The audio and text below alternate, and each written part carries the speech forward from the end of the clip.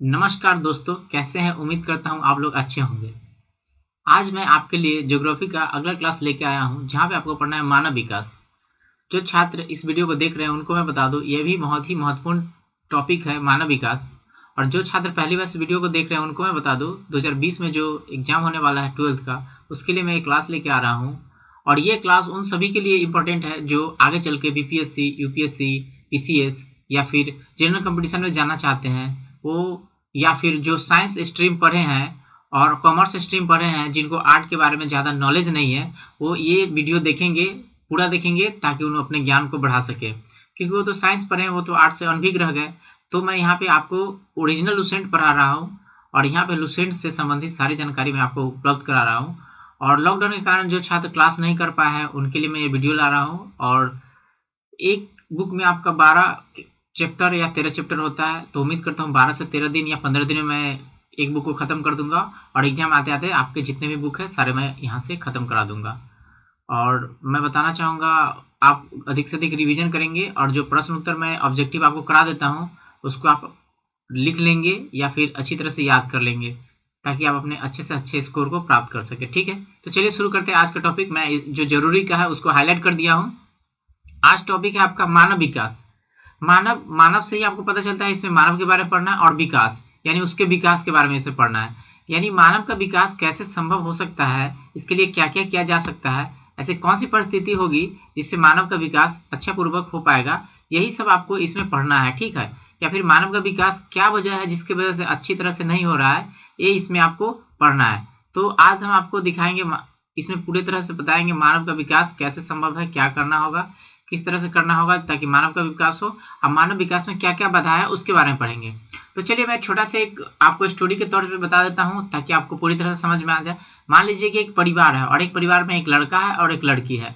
तो लड़का है जो कि पढ़ाई करता है बचपन से ही, और स्कूल गया, कॉलेज गया और आगे पढ़ाई पढ़ने के लिए और बड़े बड़े यूनिवर्सिटी में गया। और एक लड़की है जो शुरू से अपने मम्मी पापा को मदद करती है, माता के घर में काम में हाथ बढ़ाती है और पढ़ाई उनकी नहीं हो पाती है। अब लड़का क्या है कि यूनिवर्सिटी तक पढ़ा और वो कोई जॉब प्राप्त कर लिया और आत्मनिर्भर हो गया। और लड़की का क्या हुआ कि उसका विवाह हो गया, वो मैके से ससुराल चली गई और खुदा न खास्ते वहां पे अगर किसी तरह की समस्या आ गया, किसी प्रकार की उसको दिक्कत आ गया, तो उसका सारा जिंदगी अब वहीं पे ससुराल पे ही निर्भर रह जाता है और वो आगे कुछ नहीं कर पाती है, वो आत्मनिर्भर नहीं बन पाती। क्यों? क्योंकि उसको शिक्षा नहीं मिला। उसको सही समय पे शिक्षा मिल जाता, उचित शिक्षा मिल जाता, तो वो कुछ भी कर सकती थी। जैसे लड़का पढ़ाई किया, आगे का पढ़ाई किया, उच्च शिक्षा हासिल किया और कहीं जॉब प्राप्त किया। तो इसी तरह से इस टॉपिक में आपको समझाया गया है, जो मैं पहले से हाईलाइट कर दिया हूँ। तो चलिए बताता हूँ। और ये जितने भी आपको कहानी यहाँ पे गढ़ के बताए गए हैं वो मानव विकास के बारे में ही बताया गया। तो देखिए यहाँ पे बताया गया, कुछ मैं टॉपिक पढ़ देता हूँ ताकि आपको समझ में आ जाए। कहता 60 वर्ष पूर्व रेखा का जन्म उत्तराखंड में हुआ था।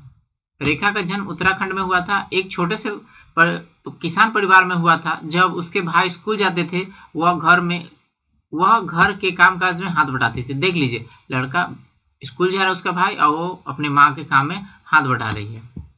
उसने किसी प्रकार शिक्षा ग्रहण नहीं की, यानी उसको शिक्षा नहीं मिला। विवाह के फौरन बाद जब वह विधवा हो गई, अब देख लीजिए, उसका विवाह तो हुआ लेकिन वह विधवा हो गई। और विधवा हो गई तो आगे क्या हुआ, अब देखिए, वह अपने ससुराल पर निर्भर हो गई, ससुराल पर पूरी तरह से निर्भर हो गई। वह आर्थिक दृष्टि से आत्मनिर्भर नहीं हो पाई, यानी उसका आर्थिक दृष्टि से आत्मनिर्भर नहीं हो पाया क्योंकि उसने पढ़ाई नहीं किया भाई। हो पाए, उसे अपेक्षा झेलना पड़ी और उसको बहुत तरह की बातें झेलना पड़ गया। ठीक है, उसके भाई दिल्ली की ओर उसके प्रवास में सहायता किया। मतलब कहने का मतलब, उसका भाई पढ़ाई लिखाई किया, दिल्ली में जाकर जॉब कर रहा है, लेकिन उसका शादी हो गया, शुरू से उसने पढ़ाई नहीं किया और वो विधवा भी हो गई। और इसके कारण वो पूरी तरह से निर्भर हो गई ससुराल पे और उसको अपेक्षा भी झेलना पड़ा और वो आत्मनिर्भर न हो पाई। तो इसमें उसका भाई मदद करता है दिल्ली प्रवास होने में, यानी दिल्ली आने में। ठीक है, तो दिल्ली जाने में क्या होता है, देख लीजिए, बड़े शहर में आप जाना चाहते हैं तो आपको तो दिल में बहुत ही तमन्ना होगी, बड़े शहर में जाएंगे तो ये करेंगे, वो करेंगे, ऐसे करेंगे, वैसे करेंगे।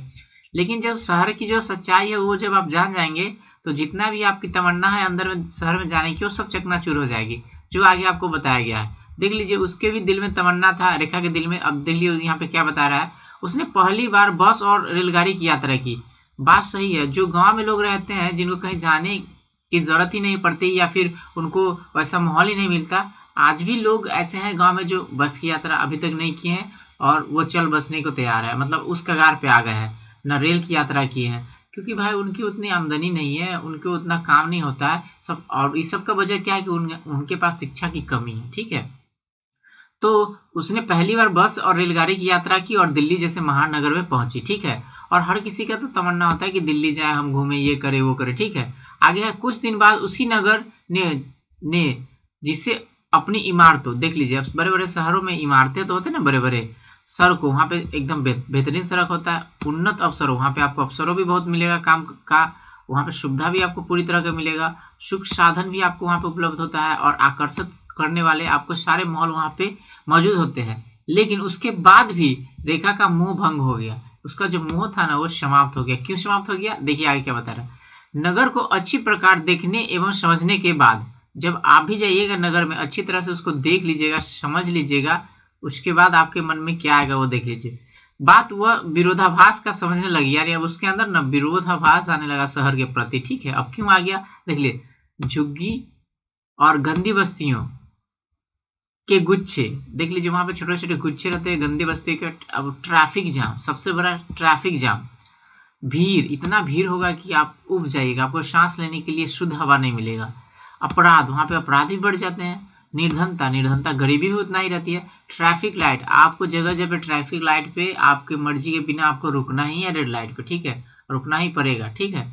और से और छोटे छोटे बच्चों का भीख मांगना, ठीक है, और से और छोटे छोटे बच्चे का भीख मांगना, और फुटपाथ पर लोगों का सोना, आप देखते रहेंगे, जाते रहेंगे, फुटपाथ पर लोग सोए हुए पड़े हुए, आप उनसे बचते बचाते आगे निकलेंगे, ऐसा होता है शहर में।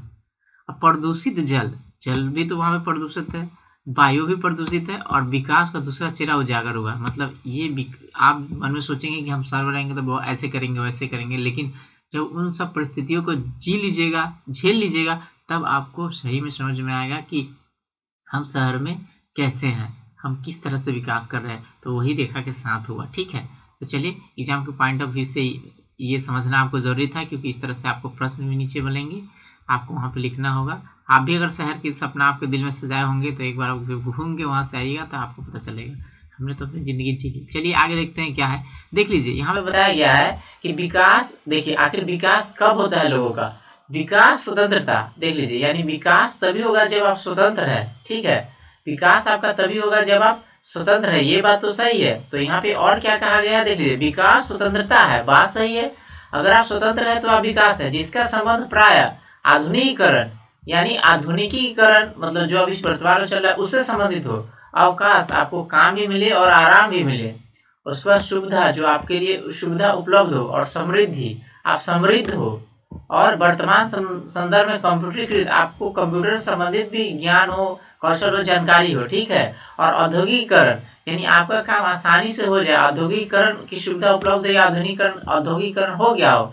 और सक्षम परिवहन, आपको हमेशा रेड लाइट पे खड़ा होना ना पड़े, जहां देखो वहां रेड लाइट, वहां देखो वहां भीड़, सक्षम परिवहन होना चाहिए, आपको समय से गाड़ी मिल जाना चाहिए। और संचार, आपके बातों को एक जगह से दूसरे जगह जाने के लिए, पहुंचाने के लिए उपलब्ध संचार होना चाहिए, संचार जाल। और बृहद शिक्षा, देख लीजिए, और शिक्षा तो सबसे बड़ी चीज है, शिक्षा सबके लिए उपलब्ध होना चाहिए, ठीक है। शिक्षा प्रणाली, उन्नत और आधुनिकीकरण शिक्षा, यानी आपको चिकित्सा का जो व्यवस्था उन्नत होना चाहिए और आधुनिकीकरण से लैस होना चाहिए। व्यक्तिगत सुरक्षा, यानी व्यक्ति का सुरक्षा भी होना चाहिए, जैसा कि आपने देखा था दिल्ली में क्या होता है, हर जगह होता है, लेकिन कहीं ज्यादा कहीं कम होता है।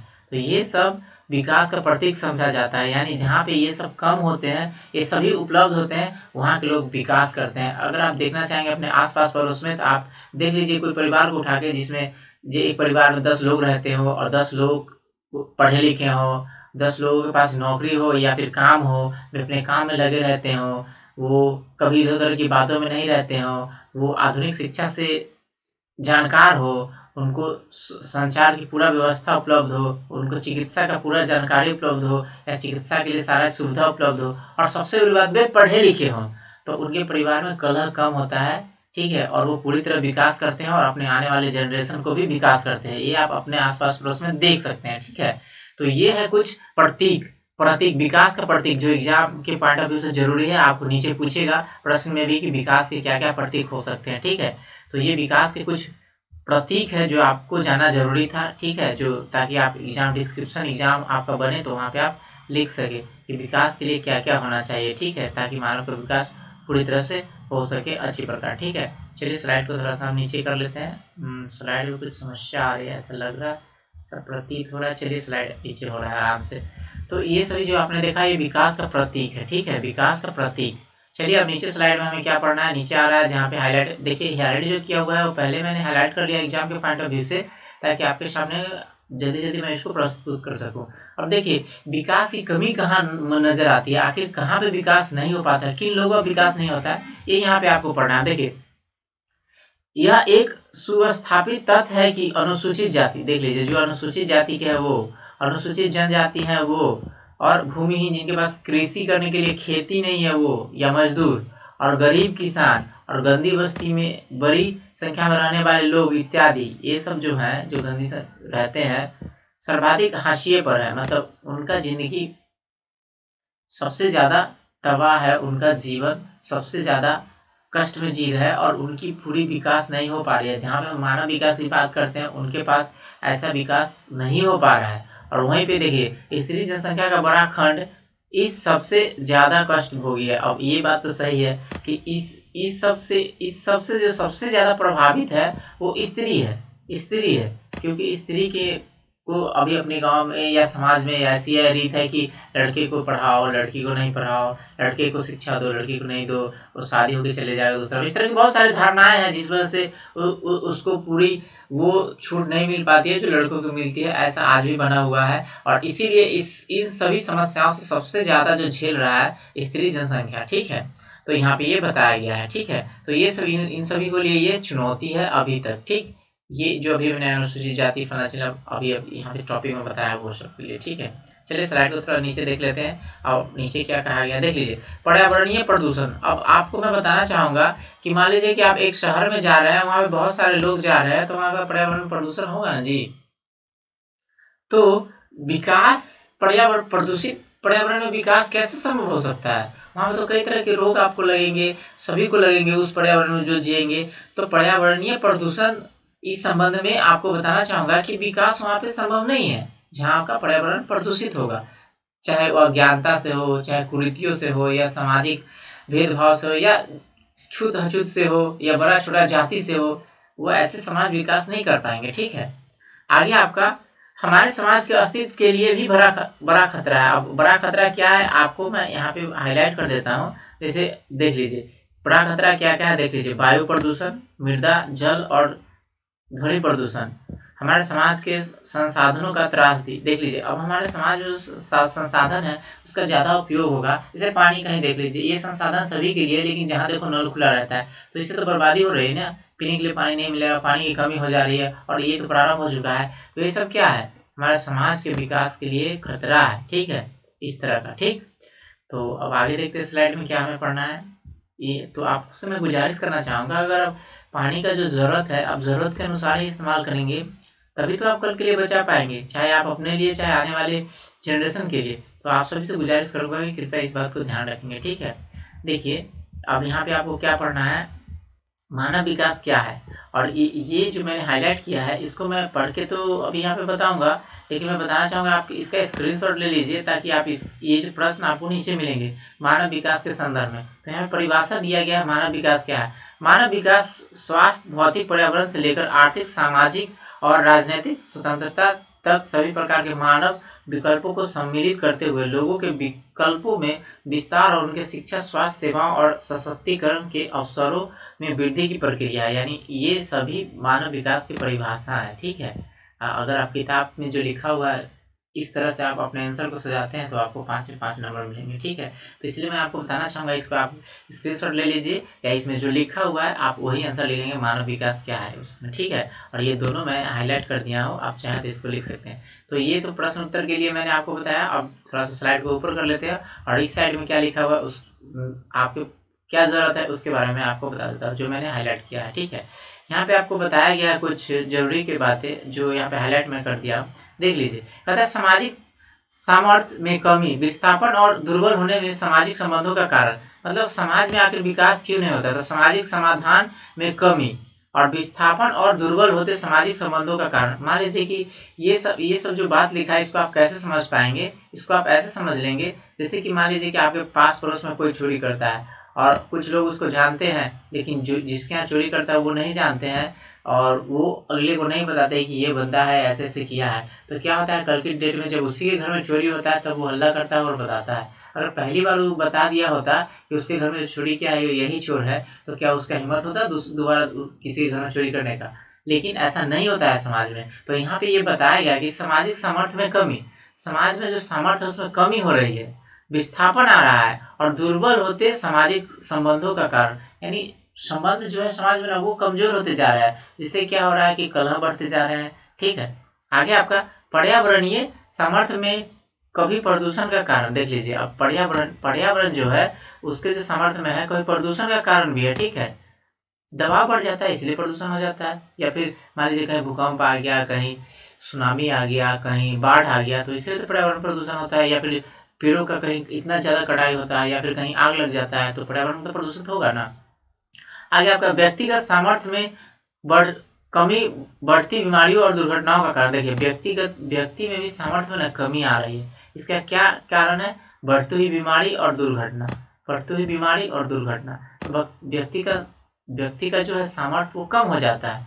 आगे अंततः उसके जीवन की गुणवत्ता और मानव विकास पर इसका प्रतिकूल प्रभाव पड़ता है। देख लीजिए इससे ना जीवन की गुणवत्ता और मानव विकास पर प्रतिकूल प्रभाव पड़ता है। इसको कैसे समझेंगे, समझिए। मान लीजिए किसी कोई स्वस्थ व्यक्ति है, ठीक है, और स्वस्थ व्यक्ति है और बढ़िया से काम कर रहा है, 12 घंटा काम करता है, एकदम फिट रहता है, लेकिन बाय द वे किसी कारणवश उसको टाइफाइड हो गया, मलेरिया हो गया या कोई बीमारी रोग लग गया, तो अगले 6 महीने तक तो वो तो 12 घंटा काम नहीं कर पाएगा। सबसे पहले बेड रेस्ट में रहेगा, और जब पूरी तरह से वो ठीक होके भी आएगा तो पहले उसकी जो एफिशिएंसी थी काम करने की वो फिर नहीं रह जाएगी, ठीक ठीक होने के बाद भी। ठीक है, वो 100% वो एफिशिएंसी नहीं ला सकता अपने अंदर, तो ये सामर्थ्य तो उसके कम हुआ ना, उसके गुण में कमी आ गई ना। तो ये सब होता है। या मान लीजिए किसी का दुर्घटना हो गया, एक टांग उसका टूट गया, हालांकि टांग फिर रिपेयरिंग हो गया, ठीक भी हो गया, लेकिन वो पहले की तरह काम नहीं कर सकता। तो आखिर उसमें जो सामर्थ्य उसमें तो कमी आ रही है ना। ठीक है, तो उस मानव का विकास कैसे हो पाएगा पूरी तरह से? तो चलिए आगे देखिए। आगे क्या है, उपयुक्त अनुभवों के आधार पर यह कहा जा सकता है कि वर्तमान विकास सामाजिक अन्याय, प्रादेशिक समतुल्य और पर्यावरणीय निम्नीकरण के मुद्दों के साथ साथ स्वयं को जोड़ नहीं पाया। मतलब वर्तमान में ये सब क्या है कि अब सामाजिक मुद्दे के साथ जोड़ नहीं पाया, और जोड़ नहीं पाया जिससे कि क्या का चौतरफा विकास नहीं हो पा रहा है। ऐसा कहा जाता है कि चौमुखी विकास वो नहीं हो पा रहा है, और ये हाईलाइट कर दिया हूँ ताकि आप इसको समझ सके, और नीचे आपको प्रश्न भी मिलेंगे इससे संबंधित, आप इसमें लिख सकते। आगे है, इसके विपरीत इसे व्यापक रूप से सामाजिक वितरण, अन्य जीवन की गुणवत्ता और मानव विकास में गिरावट। देख लीजिए, अब इससे क्या होता है कि मानव विकास में भी तो फिर गिरावट आ गया। मान लीजिए कि दो लोग हैं और एक को खाने पीने के लिए सारा चीज मिल रहा है, अगले को नहीं मिल रहा है, तो अगला को नहीं मिल रहा है तो अपने परिवार को कैसे ठीक ढंग से चला पाएगा? नहीं चला पाएगा। तो उसका जो आगे का जो परिवार है तो कमजोर हो जाएगा ना, उसका जो जनरेशन है वो तो आगे नहीं बढ़ पाएगा पूरी तरह से, क्योंकि उसको तो भोजन ही नहीं मिल रहा है। तो ये सभी गिरावट है मानव के विकास के, मानव के गुणों के विकास में। ठीक है, तो चलिए अब देखते हैं क्या है, हमें पॉइंट ऑफ व्यू, एग्जाम के पॉइंट ऑफ व्यू से क्या आपको पढ़ना है, और साइड में क्या आपके लिए मैं हाईलाइट करके रखा हूँ। चलिए, मैं उम्मीद करता हूँ कि वीडियो आपका छोटा आज मैंने। चलिए, नीचे आपको दिया गया है यूएनडीपी के बारे में। यूएनडीपी क्या है, मैं इसके बारे में बता दूं। ये है United National development program. United National development program, इसको हिंदी में कहा संयुक्त राष्ट्र विकास कार्यक्रम। संयुक्त राष्ट्र विकास कार्यक्रम जो 1990 में प्रारंभ हुआ था। ये 1990 में प्रथम बार व्यक्त किया गया था। ठीक है, और ये क्या व्यक्त किया था? मानव के विकास रिपोर्ट, माने मानव का विकास रिपोर्ट सबसे पहले 1990 में प्रस्तुत किया गया था। और एग्जाम में ये प्रश्न पूछता है कि सर्वप्रथम मानव विकास रिपोर्ट कब प्रस्तुत किया गया था? 1990 में। और मानव विकास रिपोर्ट कौन जारी करता है? तो यूएनडीपी, संयुक्त राष्ट्र विकास कार्यक्रम। ठीक है, आपको याद रखना है। ठीक, तो आपको याद रखना है यूएनडीपी क्या होता है, और यूएनडीपी में क्या प्रस्तुत किया जाता है, इसको आपको याद रखना है। ठीक है, तो आपको बताना चाहूँगा यूएनडीपी के बारे में कि अभी वर्तमान में भारत की UNDP United nation development program के अनुसार क्या स्थिति, क्या रैंक दिए गए हैं इसके बारे में। ठीक है, तो चलिए स्लाइड को मैं नीचे कर लेता हूँ। और मानव विकास क्या है इसके प्रश्न आपको नीचे मिलेंगे, इसलिए आपको याद रख लेना है और आपको इसको आंसर के रूप में सजा के लिख लेना है। ठीक है, अब यूएनडीपी के बारे में पढ़ा रहे हैं, यूनाइटेड नेशन डेवलपमेंट, जो 1980 से प्रस्तुत किया जा रहा है। तो अब आगे यहाँ पे आ गया, विकास लोगों को केंद्र में रखकर गुना जाना चाहिए, न कि विकास को लोगों के बीच में। देखिए, अब विकास तभी संभव है जब लोगों को आप ध्यान में रख के कीजिएगा, लोगों को केंद्र में रख के कीजिएगा। यहाँ पे आपको बताया जा रहा है, न कि विकास को लोगों के बीच, यानी विकास आप लोगों को बीच में रख के नहीं कर सकते। ठीक है, आपको इसे केंद्र में रखना होगा। मतलब मानव का जो विकास करना है, तब आपको विकास लोगों के केंद्र में रखना होगा। ठीक है, आप विकास को लोगों के बीच नहीं रख सकते। आप इस बात को ठीक से समझिए। लोक सशक्तिकरण मानव विकास की न्यूनतम दशाएं हैं। देखिए, लोक सशक्तिकरण मानव विकास की न्यूनतम दशाएं हैं। इसके अतिरिक्त यह भी उल्लेख है कि मानव विकास लोगों को केंद्र में रखकर, यानी विकास आप तभी संभव है जब लोगों को केंद्र में रखेंगे, आप उसको ध्यान में रखेंगे और उसके अनुसार प्लान चलाएंगे, योजना चलाएंगे। मान लीजिए कि किसी क्षेत्र में अशिक्षित है, तो अशिक्षित को दूर करने के लिए स्कूल खोलेंगे, कॉलेज खोलेंगे और उसके बाद आप योग शिक्षक को उसमें रखेंगे, योग फैकल्टी चलाएंगे, जरूरी का फैकल्टी चलाएंगे, आधुनिक टेक्नोलॉजी से लैस फैकल्टी चलाएंगे, तभी ना वहाँ का समाज आगे बढ़ पाएगा, शिक्षा प्राप्त कर पाएगा और रोजगार प्राप्त कर पाएगा। अगर आप आधुनिक शिक्षा नहीं चलाएंगे, कोई घिसी पिटी पुरानी शिक्षा चलाएंगे, व्यवस्था चलाएंगे, कोई रोजगार के लिए उसको कुछ पढ़ाइएगा ही नहीं, उसको ज्ञान दीजिएगा नहीं, तो वो आदमी कहाँ से आगे बढ़ेगा, नहीं बढ़ पाएगा। तो वही बात है कि विकास के लिए लोगों को केंद्र में रखकर कोई ताना बाना बुनना होगा। ठीक है, तो आगे नीचे बताया गया है भारत में मानव विकास। ठीक है, अब भारत में मानव विकास के बारे में यहाँ पे पढ़ना है। देख लीजिए, यहाँ पे आपको बताया गया है कि 172 देशों में भारत का ना मानव विकास रिपोर्ट 127 था 2005 के अनुसार। ठीक है, 2005 में भारत का जो डेटा था ना 127 था। ठीक है, लेकिन वर्तमान में यानी अभी चल रहा है 2020 और यूएनडीपी के अनुसार मानव विकास रिपोर्ट में भारत का क्या बता देता हूँ कि 2020 में भारत का मानव विकास सूचकांक कितना है, तो 112 है 2020 के अनुसार भारत का मानव विकास सूचकांक। ठीक है, और यहाँ पे जो दिया गया है आपको 127 दिया गया है, 127 दिया गया है, ये 2005 के अनुसार है। ठीक है, तो आपको याद रखना HDI मतलब क्या होता है, human development index, human development index, और 2005 के अनुसार यहाँ पे बताया गया आपको 127। ठीक है, तो आपको यहाँ पे याद रखना 2020 के अनुसार, क्योंकि प्रश्न आपको बनेगा 2020 के अनुसार। ठीक है, अब यहाँ पे आपको बताया गया है, यहाँ पे बताया मानव विकास सूचकांक में निम्न स्कोरों को गंभीर चिंता का विषय बनाया गया। मतलब निम्न स्कोर को, यानी कि जिसका कम स्कोर होता है ना, वो चिंता का विषय बताया गया। ठीक है, जिसका हाई स्कोर होता है उसको अच्छा दिया गया। ठीक है, आपको यहाँ पे बताया उपनिवेशवाद, साम्राज्य और नव साम्राज्यवाद जैसे ऐतिहासिक कारणों, मानवाधिकार उल्लंघन, जाति, धर्म, लिंग और जाति में आधार पर सामाजिक भेदभाव जैसे सामाजिक संस्कृति कारण, अपराध, आतंकवाद और युद्ध जैसी सामाजिक समस्याएं और राज्य की प्रकृति, सरकार के स्वरूप, सशक्तिकरण का स्तर जैसे राजनीतिक कारणों के प्रति संवेदनशीलता का अभाव जैसे कुछ कारक जो मानव विकास की प्रगति को निर्धारण में निर्णायक भूमिका निभाते हैं। देख लीजिए, यानी मानव विकास का जो होना चाहिए चहुमुखी विकास, उसमें ये सब निर्णायक भूमिका निभाते हैं, जिसको मैंने हाईलाइट कर दिया। ठीक है, आप यहाँ से वहां तक देख सकते हैं मानव विकास में जो निर्णायक भूमिका निभाते हैं उसके बारे में। ठीक है, और इसके कई सारी कठिनाइयां भी है। ठीक है, तो आपको बताना चाहूंगा कि ह्यूमन डेवलपमेंट इंडेक्स, यानी यहाँ पे आपको लिखा है HDI का मतलब होता है ह्यूमन डेवलपमेंट इंडेक्स, और 2020 के अनुसार भारत का स्थान 112वां है। ठीक है, तो देखते हैं हम नीचे स्लाइड करके कि अब क्या है आपके लिए जरूरी एग्जाम के पॉइंट ऑफ व्यू से क्या।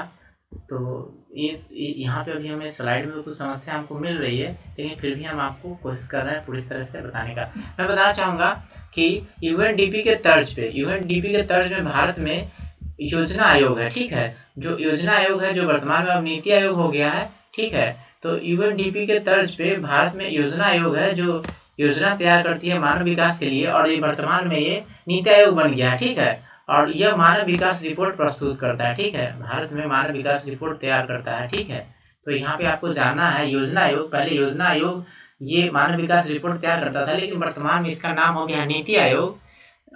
नीति आयोग, और यही मानव विकास रिपोर्ट पेश करता है, ठीक है। और इसी के तर्ज पर अलग अलग राज्य भी अब मानव विकास सूचकांक जारी करते हैं, अपने अपने अपने स्तर पर राज्य भी, ठीक है। तो चलते देखते हैं नीचे अब क्या है जरूरी एग्जाम के पॉइंट ऑफ व्यू से, क्या आपको जानना है एग्जाम के पॉइंट ऑफ। देखिए ये कुछ डेटा था जिसके अनुसार आपको बताया गया था, जो आप अपनी किताब में देख लेंगे। ये पुराना डेटा है, इसलिए मैं इस पर चर्चा नहीं करता हूँ और स्लाइड को नीचे लेके चलता हूँ, ठीक है।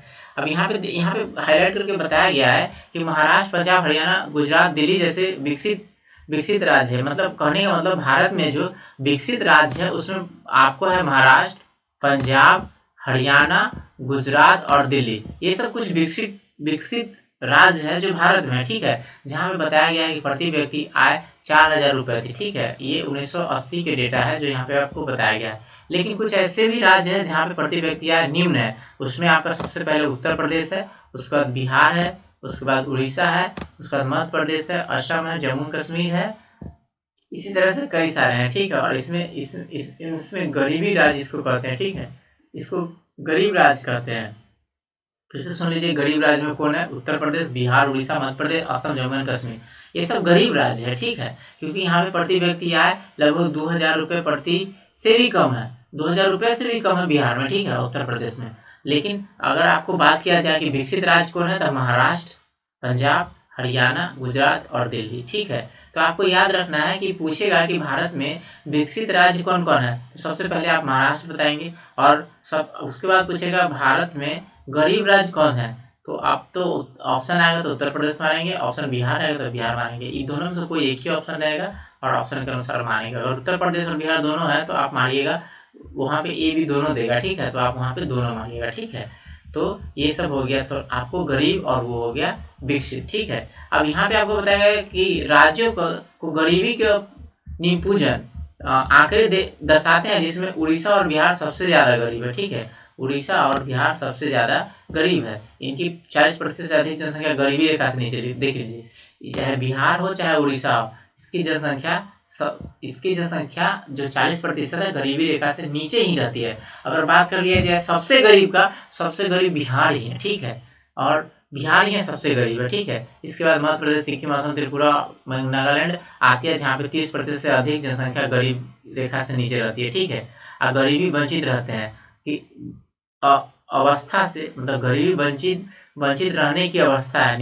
निरपेक्ष रूप से यह व्यक्ति की सतत स्वास्थ्य और यथोचित उत्पादन जीवन जीने के लिए आवश्यक जरूरतों को संतुष्ट न कर पाने का असमर्थता को प्रतिबद्ध करता है। यानी कि गरीब क्यों है? क्योंकि वो जीवन जीने के लिए जो जरूरी का मूलभूत आवश्यकता है वो उनको नहीं मिलता है, नहीं मिल पाता है, उपलब्ध नहीं हो पाता है, तभी वो गरीब है। आगे आपको बिना रोजगार के, ये तो आ गया ना, बिना रोजगार, ये आप याद रखिए, बिना रोजगार, आर्थिक समृद्धि और अनियंत्रित बेरोजगारी भारत में गरीबी के अधिक होने की महत्वपूर्ण कारण है। यानी भारत गरीब क्यों है? तो यहाँ के लोग बेरोजगार है, वो आर्थिक वृद्धि नहीं कर पा रहे हैं, अनियंत्रित है, बेरोजगारी बढ़ते जा रही है, और इस वजह से लोग गरीब है। इस वजह से भारत में निर्धनता अधिक होने की महत्वपूर्ण कारण है। मतलब आपको ये प्रश्न पूछेगा कि भारत में गरीबी होने का मुख्य कारण क्या है, तो सबसे पहले बेरोजगारी है, बेरोजगारी की आर्थिक वृद्धि है, ठीक है। उसके बाद अनियंत्रित बेरोजगारी है, और भारत में गरीबी के अधीन ये महत्वपूर्ण कारण है। अगर भारत के संदर्भ में पूछा जाए तो ये आप इस एग्जाम के पॉइंट ऑफ व्यू से लिखेंगे, ठीक है। तो आपको अधिक से अधिक नंबर दिया जाएगा, ठीक है। चलिए स्लाइड को हम थोड़ा सा सेट कर लेते हैं। स्लाइड में अक्सर ये प्रॉब्लम हो जा रहा है, जैसे कि मैं देख रहा हूँ कि बार बार स्लाइड चेंज करना पड़ रहा है, लेकिन जल्दी स्लाइड चेंज नहीं हो रहा है, जिससे कि टाइम लग जा रहा है। अगला वीडियो में कोशिश करूंगा मैं स्लाइड को पहले से सेट कर लूँ, ताकि चेंज करने में कोई तकलीफ ना हो। आगे आपका स्वस्थ जीवन की सूचकांक, यहाँ पे आपको आ गया स्वस्थ जीवन की सूचकांक। रोग और पीड़ा से मुक्त जीवन और यथोचित दीर्घायु एक स्वस्थ जीवन के सूचकांक। यानी आपको पूछेगा स्वस्थ जीवन के सूचकांक क्या है, तो आप यही सब बता सकते हैं उसमें, ठीक है। रोग और पीड़ों से मुक्ति, यानी रोग ना हो, उसको पीड़ा ना हो, और जीवन और यथोचित दीर्घायु, उसका आयु जो हो लंबा हो, और यही जीवन का सूचकांक है। और यहाँ पे आपको एक और चीज देखना है कि शिशु मृत्यु दर और माताओं के प्रजनन की मृत्यु दर घटाने के उद्देश्य से पूर्व और प्रसवोत्तर स्वास्थ्य सुविधा की उपलब्धता, यानी शिशु मृत्यु दर नहीं होना चाहिए, और प्रसूति के दौरान में मृत्यु नहीं होना चाहिए, ठीक है। और स्वास्थ्य की बेहतर उपलब्धता होना चाहिए, वहाँ पोषक तत्व उपलब्ध होना चाहिए, स्वस्थ सेवाएं उपलब्ध होना चाहिए और प्रत्येक व्यक्ति के लिए जीवन के सभी जरूरतों को उपलब्ध कराना चाहिए, तभी वो स्वस्थ रह पाएंगे और चारों तरफ से आगे बढ़ पाएंगे, ठीक है। तो यहाँ पे कुछ डेटा दिया गया है जो बहुत पुराना है, जो मैं आपके सामने चर्चा नहीं करता हूँ और स्लाइड को सीधा नीचे लेके चलता हूँ। स्लाइड में अभी आजकल बहुत ज़्यादा प्रॉब्लम हो रहा है, उम्मीद करूँगा कि मैं अगली वीडियो स्लाइड पे नहीं लेके आऊँ। स्लाइड में थोड़ा ज़्यादा समस्या दिख रहा है मुझे, ये समस्या अप एंड डाउन में ही ज़्यादा नज़र आ रहा है स्लाइड में, और ये बहुत स्लो स्लाइड होता है, ठीक है। यहाँ पे आपको बात कर लिया जाए, भारत में स्त्री लिंग अनुपात घट रहा है, बात सही है, भारत में स्त्री लिंग अनुपात घट रहा है और सबसे ज़्यादा जो बदतर स्थिति है इसमें हरियाणा का है। और वर्तमान में हरियाणा का जो लिंग अनुपात है 879 है, माने 880 में एक कम, ठीक है, यानी 89। आपको बताना चाहूँगा कि वर्तमान में सबसे कम लिंगानुपात है तो हरियाणा का है, यानी इसमें सबसे ज़्यादा समस्या हरियाणा के पास है, और सबसे बेहतर लिंगानुपात है तो केरल का है, ठीक है।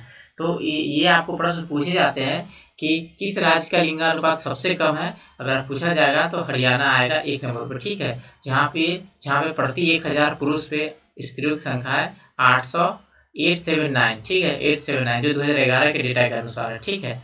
और अगर बात कर लिया जाए, यहाँ पे कुछ डेटा आपके सामने प्रस्तुत किए गए हैं, जो डेटा आपको जानना चाहिए, देखना चाहिए। और यहाँ पे आपको बताया गया है कि केरल राज्य में सबसे ज़्यादा है स्त्री शिक्षा और पुरुष शिक्षा की बात कर जाए, साक्षरता की बात कर लिया जाए तो सबसे ज्यादा है केरल में, ठीक है। ये हालांकि 2005 का डेटा है, ठीक है। वर्तमान में अभी केरल है जो कि सामाजिक सशक्तिकरण के सूचकांक, आखिर सामाजिक सशक्तिकरण के सूचकांक क्या है, और ये आपको प्रश्न पूछेगा, ठीक है। तो यहाँ पे बताया गया सामाजिक मुक्त मतलब विकास मुक्त, यानी विकास मुक्त भूख, गरीबी, दासता, बंधुआकरण, अज्ञानता, निरक्षरता और किसी भी अन्य प्रकार की प्रबलता से मुक्ति मानव विकास की कुंजी है। और ये प्रश्न पूछेगा आपको कि मानव विकास की कुंजी क्या है, तो यही सब, इस सब से जिसको छुटकारा मिल जाएगा, ये सब जो चिंता यहाँ पे लिखा हुआ खत्म हो जाएगा, तो कहाँ नहीं मानव विकास होगा, ठीक है। तो फिर से बता दूं, विकास मुक्त कैसे होगा, उसको जो खाने के लिए सब चीज मिलेगा, भूख, गरीबी, दासता, बंधुआकरण, अज्ञानता, निरक्षरता और किसी भी प्रकार की प्रबलता से मुक्ति मानव विकास की कुंजी है। ये प्रश्न आपको पूछेगा, आपको याद रखना है कि मानव विकास की कुंजी क्या है, ठीक है। वास्तव में अर्थों में मुक्ति तभी संभव है जब लोग समाज में अपने सामर्थ्यों और विकल्पों के प्रयोग के लिए सशक्त है और प्रतिभागी है, यानी उनको सारा चीज जो सुविधा है वो समाज में उपलब्ध रहेगा, तो आगे क्यों नहीं बढ़ेंगे, वो बढ़ेंगे, विकास तो करेंगे। समाज और पर्यावरण के बारे में ज्ञान तक पहुंच ही मुक्ति का मूल आधार है। तो देखिए, समाज और पर्यावरण, जब समाज और पर्यावरण के बारे में उनको ज्ञान होगा तभी तो वो कुछ कर पाएंगे, इसको ध्यान में रखते हुए तभी तो उनको विकास संभव हो पाएगा ना। और ज्ञान और मुक्ति का रास्ता साक्षरता, देख लीजिए, और ज्ञान और आप इस सबसे मुक्ति चाहिए तो आपको साक्षर होना पड़ेगा, यानी कि पढ़े लिखे रहेंगे तभी आप स्वस्थ हो पाएंगे, आगे बढ़ पाएंगे और स्वस्थ परिवार और स्वस्थ ग्राम और स्वस्थ देश राज्य का निर्माण कर पाएंगे आप, ठीक है। तो मेन यहाँ पे कुंजी आ जाता है आपको पढ़ा लिखा होना, ठीक है। इस सभी से मुक्ति पाने के लिए पढ़ा लिखा ही होगा तो वो कर पाएगा, ठीक है।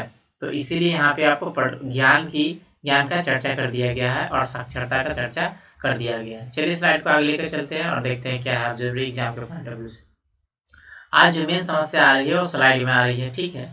तो यहाँ पे कुछ जरूरी है जो अभी जो वर्तमान में भारत में कुल साक्षरता दर है, साक्षरता दर भारत में यहाँ पे आपको मैंने लिख दिया 73% है, और यही आपको एग्जाम भारत में वर्तमान में साक्षरता की दर कितनी है तो 73% है, ठीक है। और बात कर लिया जाए वर्तमान में स्त्री साक्षरता की दर कितनी है तो 64.6% है, जो यहाँ पे आपके सामने मैं लिख दिया हूँ, ठीक है।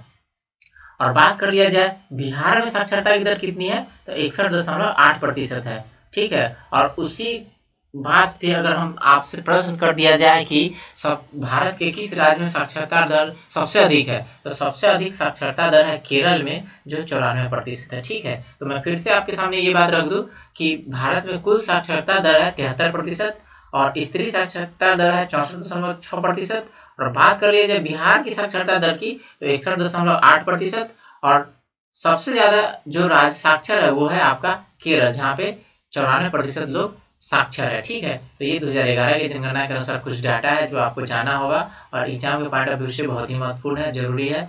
आप इसको याद कर लीजिए या फिर इसका स्क्रीनशॉट रख लीजिए और आप इसको देखते चलेंगे। और एग्जाम के पॉइंट ऑफ व्यू से बहुत ही वीवीआई है जो मैंने आपके सामने प्रस्तुत किया हूँ अभी।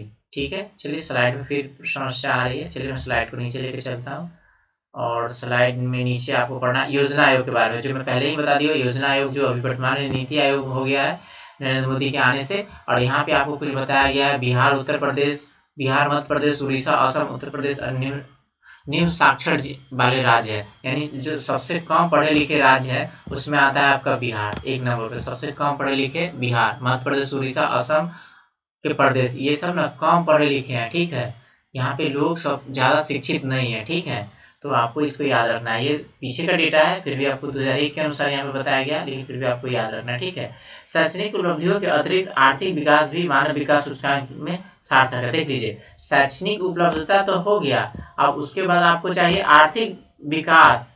आपके पास अर्थ रहेगा, रुपया पैसा रहेगा तभी ना आप कुछ करेंगे, तो ये भी मानव विकास सूचकांक का सार्थक प्रभाव डालता है। ठीक है, आर्थिक दृष्टि से विकास, आर्थिक दृष्टि से विकसित राज्य, विकसित महाराष्ट्र, तमिलनाडु और पंजाब है। देख लीजिए, अब ये भी प्रश्न पूछता है कि भारत के निम्नलिखित में से किस राज्य आर्थिक दृष्टि से विकसित है, तो एक नंबर पे आपका महाराष्ट्र आएगा, उसके बाद तमिलनाडु आएगा या पंजाब आएगा। ये थोड़ा पुराना डेटा है, करेंट डेटा मैं करेंट से आपको बताऊंगा या फिर आप देख लीजिएगा, लेकिन आपको याद रखना है भारत में आर्थिक रूप से जो विकसित राज्य है, एक नंबर पर महाराष्ट्र, तमिलनाडु, पंजाब और हरियाणा। ठीक है, इसका मानव विकास सूचकांक भी अच्छा है। हालांकि एक नंबर पर मानव साक्षरता की बात किया जाए तो केरल है, लेकिन बात किया जाए आर्थिक विकसित राज्य के बारे में तो एक नंबर पे आपको महाराष्ट्र है। ठीक है, तो यही था, आपको इस स्लाइड संख्या है वो जनसंख्या के बारे में पढ़ना है, पर्यावरण के बारे में, विकास के बारे में। विकास सामान्य रूप से मानव विकास, विकास विशेष रूप से सामाजिक विज्ञान में प्रयुक्त होने वाली एक जटिल संसाधन है। देख लीजिए, यानी सामाजिक विज्ञान, ये जो विकास आखिर मानव लोगों का कैसे होगा, विकास सामान्य रूप से और समाज विकास विशेष रूप से। देख लीजिए, मानव विकास विशेष रूप से, विकास सामान्य रूप से और मानव विकास विशेष रूप से सामाजिक विज्ञान में प्रयुक्त होने वाला एक जटिल संकल्प है। देख लीजिए, सामाजिक विज्ञान में होने वाला एक जटिल संकल्प है। ठीक है, तो इस स्लाइड में इतना ही था। थोड़ा सा स्लाइड को ऊपर करके मैं आपको इधर का सारांश बताता हूँ कि इधर में क्या है। देख लीजिए, यहाँ पे बताया कर लिया गया तो समाज की सभी सामाजिक, सांस्कृतिक और पर्यावरणीय समस्याओं का निदान मिल जाएगा। यानी जो साक्षर हो जाएगा, जो समाज के बारे में जान जाएगा, जो पर्यावरण के बारे में जान जाएगा, तो वो तो उचित अच्छा से अच्छा काम करेगा ना। तो ये सब जब जान जाएगा तो उसका ना निदान मिल जाएगा और वो ऐसा कुछ करेगा नहीं जिससे उसकी ज्ञान, उसकी कौशलता कम है। ठीक है, आगे आपका प्रादेशिक विषमताएं, सामाजिक असमताएं, भेदभाव, वंचना, लोगों की विस्थापना, मानवाधिकारों पर आघात और मानवीय मूल्यों का विनाश तथा पर्यावरणीय निम्नीकरण भी बढ़ता है। हाँ, ये भी तो आपको ध्यान रखना पड़ेगा कि क्यों इस तरह से हो रहा है। ठीक है, आगे यहाँ पर लोगों की प्रतिभागिता और उनकी सुरक्षा 1993 मानव विकास रिपोर्ट के प्रमुख देन है। यानी 1993 में जो मानव विकास रिपोर्ट प्रस्तुत किया गया था, तो उसमें जो जोर दिया गया था, सबसे ज्यादा जोर दिया गया था वो लोगों की प्रतिभागी और उनकी सुरक्षा। मतलब 1993 में जो मानव विकास सूचकांक जारी हो गया, उसमें लोगों की प्रतिभागिता यानी लोग उसमें भाग लेंगे, ठीक है, और उनकी सुरक्षा पर पहली बार रिपोर्ट तैयार किया गया था। ठीक है, मानव विकास रिपोर्ट का ये मुख्य मुद्दे थे। ठीक है, तो कब, तो 1993 में। और मानव विकास रिपोर्ट कब से आ रहा है, 1990 से। और कौन लेके आता है, तो यूनाइटेड नेशनल डेवलपमेंट प्रोग्राम। और भारत में इसको कौन तैयार करता है, तो पहले इसका नाम था योजना आयोग, वर्तमान में इसको कहते हैं नीति आयोग। ठीक है, यानी नरेंद्र मोदी जब आए थे तो नीति आयोग इसको बना दिए थे। ठीक है, तो अब देखते हैं एग्जाम के पॉइंट ऑफ व्यू से अब क्या और अतिरिक्त वृद्धि हुई है। इस प्रकार विकास के किसी भी प्रतिक्रिया और सक्षम परम, मान लीजिए जिस तरह से जनसंख्या बढ़ रहा है तो संसाधन का भी तो मांग बढ़ते जा रहा है ना, और संसाधन का मांग बढ़ते जा रहा है तो रिसोर्स कमते जा रहे हैं, और रिसोर्स कमते जा रहे हैं तो विकास भी आपका बाध्य होगा। ठीक है, तो यहाँ पे बताया जा रहा है संसाधनों की मांग में अतिरिक्त वृद्धि हुई है। इस प्रकार विकास के किसी भी क्रियाकलाप के सक्षम परम कार्य जनसंख्या और संसाधन के बीच समता बनाए रखना है। यानी कि आपको जनसंख्या का तो विकास करना ही है, लेकिन उसको नियंत्रित रख के करना है, ठीक है। और ये बात माल्थस महोदय बताए थे, ठीक है, जो जनसंख्या से संबंधित एक विद्वान थे जिन्होंने माल्थस जनसंख्या के बारे में अपना ये कथन प्रस्तुत किए थे, ठीक है। तो अब देखते हैं हम यहाँ पे कुछ चर्चित पुस्तक है जो मैंने हाईलाइट कर दिया है। यहाँ पे लिखा smile is beautiful. Smile is beautiful एक पुस्तक है जो लिखा है आपका सुमाकर ने।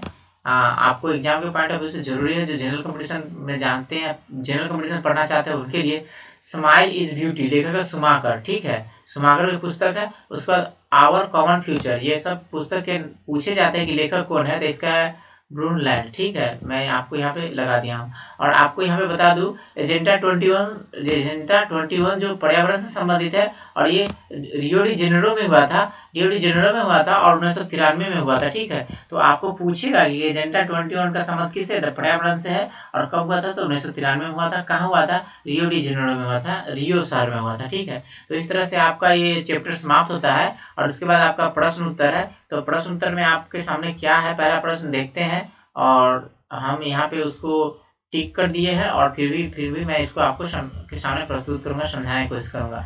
यहाँ पे क्वेश्चन है आपका, मानव विकास सूचकांक 2005 के संदर्भ में विश्व के देशों में भारत का निम्नलिखित में से कौन सा स्थान है। तो ये प्रश्न 2005 के लिए पूछे गए हैं, इसलिए आपको यहाँ पे 127 लगाया गया है। लेकिन आपसे पूछेगा 2020 के संबंध में, तो 2020 में भारत का मानव विकास सूचकांक 112 है। तो यहाँ पे आपको एक गोल करके लिखा हुआ है, आप इसको नोट कर लेंगे। और आपसे जो प्रश्न पूछे जाएंगे 2020 के अनुसार पूछे जाएंगे, तो इसलिए आप इसको रट लीजिए, याद कर लीजिए। ये पहला प्रश्न था जिसका सही जवाब है आपका 2020 के अनुसार 112। दूसरा प्रश्न है, मानव विकास सूचकांक में भारत के निम्नलिखित राज्यों में से किस एक की कोटि उच्चतम है, तो केरल की है। मानव विकास सूचकांक में सबसे अच्छा किसका है, केरल का है, जो पहले से आंसर लगाया हुआ है। तीसरा प्रश्न है, भारत के निम्नलिखित राज्यों में से किस एक में स्त्री साक्षरता निम्न है, तो स्त्री साक्षरता निम्न है वो आपका बिहार का है, ठीक है। तो बिहार का स्त्री साक्षरता निम्न है, जो पहले से लगाया हुआ है, और अभी हमने आपको बताया भी है, ठीक है, बिहार का, इसका उत्तर हो जाएगा बिहार।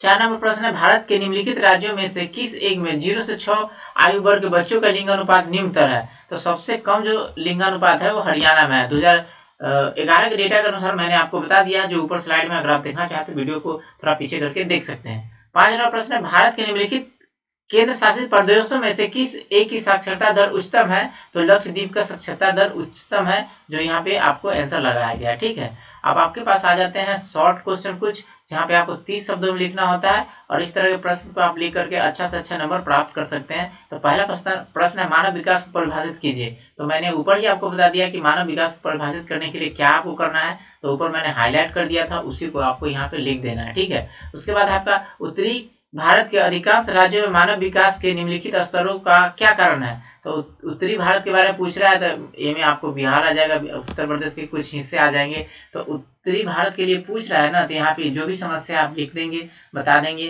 कि यहाँ पे लोगों को कार्य नहीं मिल पाता है, यहाँ पे भोजन नहीं मिल पाता है, यहाँ पे लोगों को चौतरफा विकास होने के बहुत सारे यहाँ पे सामाजिक स्तर भी है, यहाँ जात पात भी है, छुआछूत भी है, और यहाँ पे सबसे बड़ी समस्या है जो अनुसूचित जाति, अनुसूचित जनजाति के लोग हैं, वो उनको पूरी तरह से पोषण नहीं मिल पाता है, वो अशिक्षित है, सबसे बड़ा अशिक्षित है, ठीक है, उनको रोजगार की कमी है, वो आर्थिक रूप से समृद्ध नहीं है, और इसीलिए वो विकास के पूरे स्तर पर नहीं पहुंच पाते हैं। तो सबसे बड़ा टॉपिक हुआ आपका कि उत्तर भारत के अधिकांश राज्य मानव विकास के निम्न स्तरों के क्या कारण है। तो वे लोग अशिक्षित है, यहाँ पे शिक्षा तक बेहतर व्यवस्था नहीं है, ठीक है, रोजगार का बेहतर व्यवस्था नहीं है, ठीक है। तो ये सब आप चर्चा कर सकते हैं, 30 शब्दों में लिखना है, ज्यादा आपको यहाँ पे समय नहीं वेस्ट करना है। आगे आपका, भारत के बच्चों में घटते लिंगानुपात का क्या कारण है। तो भारत के बच्चों में घटते हुए लिंगानुपात का कारण है कि लोग स्त्री की शिक्षा पर ध्यान नहीं देते, उनकी विकास पर लोग ध्यान नहीं देते, और इस वजह से लिंगानुपात में भेदभाव रखते हैं, और जिसके कारण लिंग अनुपात के जो घटते स्तर है वो निम्न स्तर पे ही आते चला जा रहा है, ठीक है। और जो सरकार द्वारा प्लान चलाया जा रहा है वो उसमें कुछ ज्यादा सुधार देखने को नहीं मिल रहा है, लेकिन वर्तमान में ये परिस्थिति बदल रहा है, और धीरे धीरे लिंगानुपात में सुधार की प्रक्रिया चल रही है, ठीक है। और अगला प्रश्न 150 शब्दों में जो यहाँ पे 2001 के डेटा के अनुसार पूछा जाएगा, तो आपको 2001 वाला पूछा नहीं जाएगा, आपको 2020 के अनुसार पूछा जाएगा, तो उसी के अनुसार आप आंसर लिखेंगे। और ये आपका 15 राज्यों में मानव विकास का स्तर किन किन कारणों का स्थानांतरित भिन्नता उत्पन्न है, तो ये आपको पूरी समस्या इसमें लिख देना है। ठीक है, तो ये रहा पूरा वीडियो आपके सामने मानव विकास का। उम्मीद कर रहा हूँ कि आपको पसंद आएगा। थोड़ा लंबा हो गया होगा वीडियो, कोशिश करूंगा, इस स्लाइड में प्रॉब्लम आ गया था जिस वजह से लंबा वीडियो हो गया। अगला बार कोशिश करूंगा कि आपके लिए शॉर्ट वीडियो प्रस्तुत करूं। इस वीडियो में फिलहाल इतना ही प्रस्तुत कर रहा हूँ। इस दुनिया के साथ जुड़े रहिए, स्वस्थ रहिए।